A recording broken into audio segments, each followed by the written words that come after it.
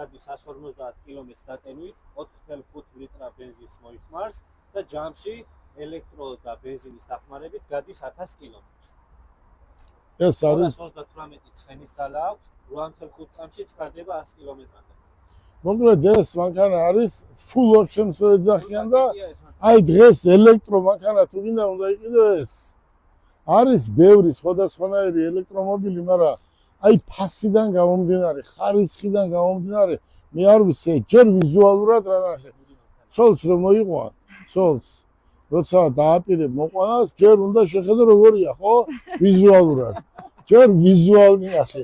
რომ მოგეწონება ვიზუალი, მე იკითხე დედა ვინ არის, მამა ვინ არის, წარსული რა აქვს, მე თავში რა აქვს, როგორ არის, რა არის, ხო? მანქანაცია, ხო? ჯერ უნდა იყოს ვიზუალი. ვიზუალის მერე დაბა რა მონაცემები აქვს და წარსული ხო რა აქვს ცუდი.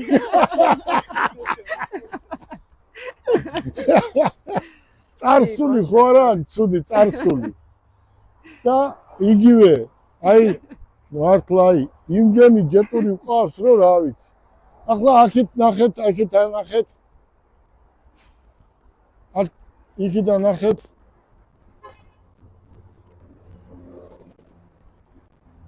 აქეთ ნახეთ აბა. აი აქეთ კიდევ ავტომობილების მეტი რა ვყავს. აი წარმოიდგინეთ ჩვენ ყავს ავტომობილები დღეს, რომელიც არის დღეს საუკეთესოები. აქ ახლა აქ ადამიანი მოვა და ავტომობილს რო ვერ შეარჩევს, ესეთი არ არის. გარეთაც გვიყენია, ხო, წამო გარეთაც გავიდეთ აბა.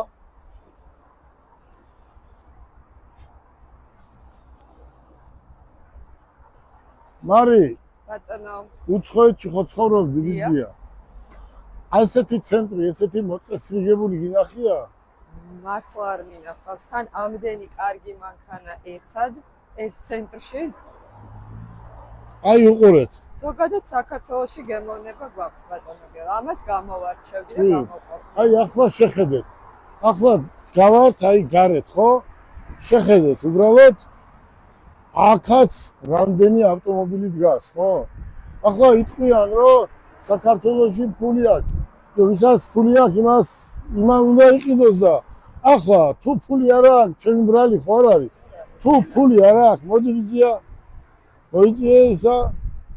ქეთი. თუ ფული არ აქვს, რა უნდა ხარ? თუ ფული არ აქვს, უნდა იმუშაოს.